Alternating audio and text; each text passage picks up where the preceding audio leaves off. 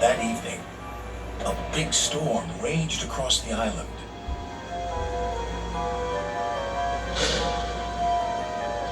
Cranky and the engines were trapped at the docks.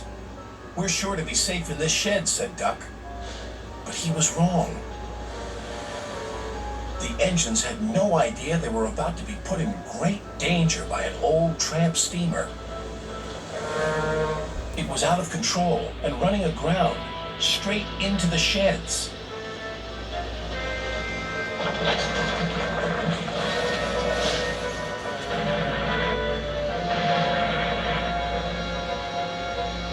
Ah! "Help!"